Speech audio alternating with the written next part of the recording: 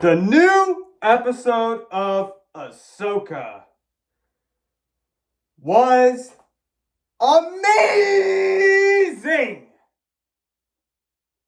And it probably is the greatest live action episode. The episodes are not the movies, I'm talking about TV show episodes ever. Better than any Andor one, better than any Mandalorian one, better than any Book of Boba Fett, Kenobi, and some other live shows I might have forgotten about. But that was amazing. So amazing that it could be even better than some of my favorite Clone Wars episodes. So I'm going to explain everything that went down.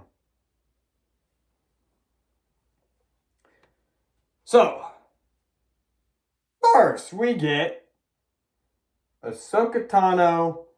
Well, we get left off at the cliffhanger with Ahsoka Tano meeting Anakin Skywalker in the World Between Worlds or whatever it's called.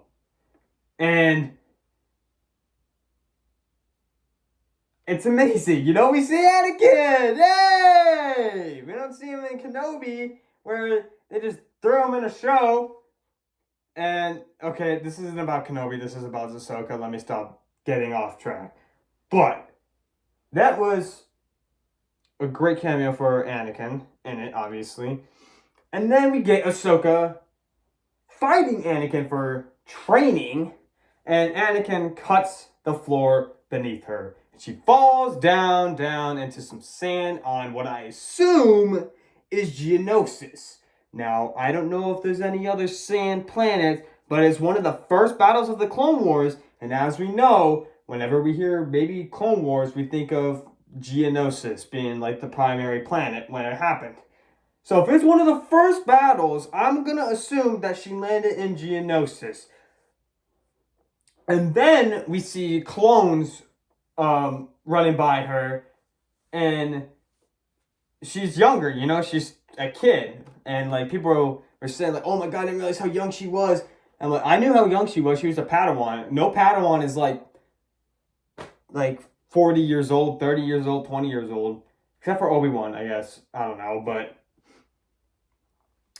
it was great to see that. Because it felt like an actual Clone Wars episode, but in live action. And that's what we all dreamed as a kid. We were like, oh my god, you know how cool this would be seen in live action instead of animated? Which was awesome and animated, by the way. But even cooler in live action that was great. I love that. I love every second of that. And then we see Anakin run out, and we see him telling Ahsoka to come on, let's go. And he's like, with shorter hair, which proves that this is taking some time before Revenge of the Sith, and maybe a little bit after Attack of the Clones. Which, I mean, hey, it's true. He said it's one of the first battles, and then Ahsoka brings out her legendary green lightsabers, ignited! Nostalgia! Wave hit me when she activated that. It was woo-wee, amazing. And then we get to see her with some clones who lost their lives during the battle, and she's like, it's my fault they died, like, because she was the one commanding them. And which is a reference to, I think back in season 1 with one of the clones, she was commanding, and then one of the clones died under her commanding, and she felt at fault for it. So it's kind of like mixing back in between that, which I thought was really cool, the Clone Wars references, which proves that it's not just a kids show, people. It's a show you need to watch, because it's freaking, 1, it's freaking good, and 2, it's essential to Star Wars, all canon, and helps you understand shows better, like even The Mandalorian, it helps you understand better, the Book of Boba Fett, Kenobi with Rebels, and then this Ahsoka show. So, you know, and then we get thrown onto Mandalore, where Ahsoka is 3 years older because she's now 17 years old instead of being 14 on the Battle of Geonosis. And then we see Mandalorians. And I thought that was Gar Saxon at first. That is not Gar Saxon in live action, just to be clear. That is a regular Mandalorian with a Maul-looking helmet. That's not Gar Saxon. We still have yet to see him in live action, though I do think that a Gar Saxon helmet in live action would be looking, woo! It would look incredible, but it wasn't in it. And then we see oh my god, there are so many moments in this episode.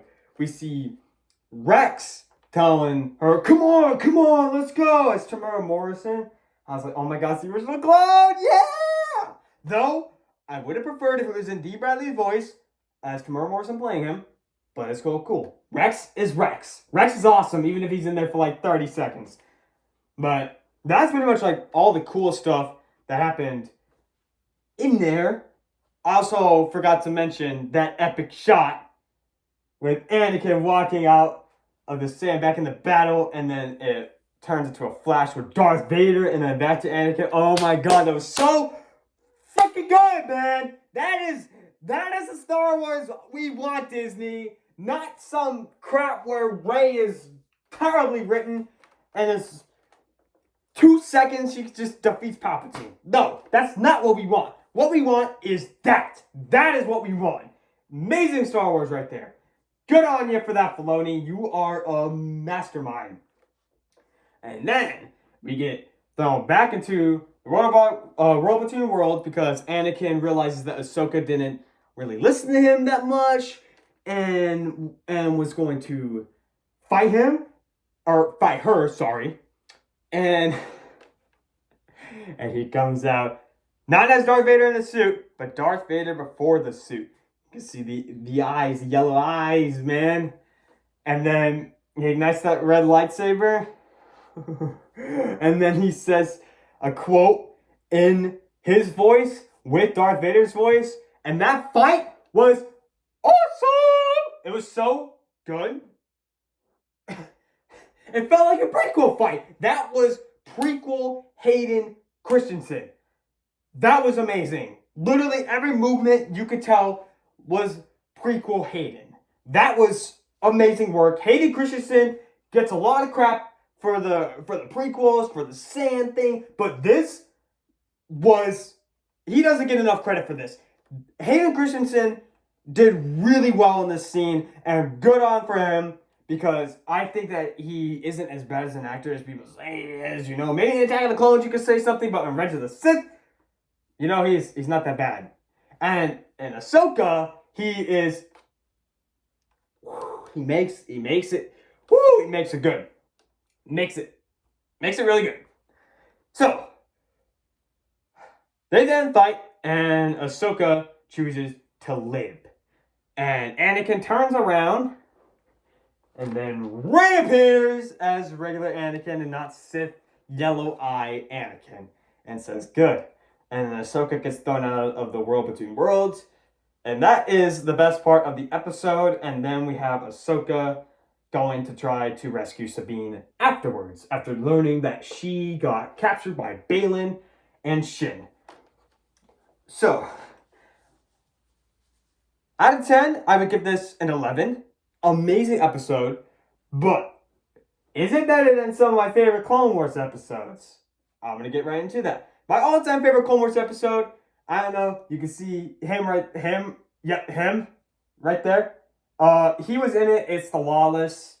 That is my all-time favorite Clone Wars, my all-time favorite Star Wars episode, and I think it's still going to be my all-time favorite. I think this Ahsoka episode was really good, but I don't think it's going to top Lawless. I don't think anything is going to top Lawless. The writing, the fighting, the emotions. It's basically the perfect Star Wars episode you can imagine. And then we got The Phantom Apprentice, Victory and Death, that one episode where Maul and Pre Vizsla are fighting. I forgot the name of it, I'm sorry. I think that this Ahsoka episode places number 4. 4th all time and my favorite. 1, Lawless. 2, Phantom Apprentice. 3, Victory and Death. 4, whatever the name was. I kind of forgot.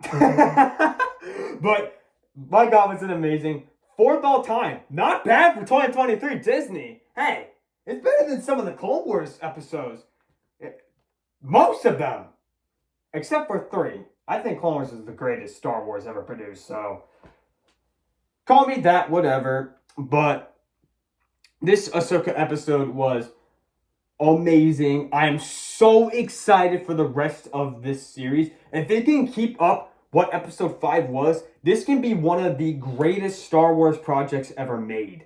Like it'd be better than Bad Batch, better than Andor probably. Don't hate on me now. Season 2 was halfway done, and there might be some switch ups with the writer's strike. So don't hate on me. And it's going to be better than Rebels. I think it's already probably better than Rebels, to be honest. It's already better than Kenobi, already better than Boba Fett. This could be the greatest, no, second greatest. Clone Wars will always be number 1. Nothing will top that. Second greatest Star Wars project ever made. So, without further ado, that is all I got for that episode. It was amazing. Episode 6 comes out on Tuesday. I really hope that we get to see Thrawn soon, even though he looks like Elon Musk.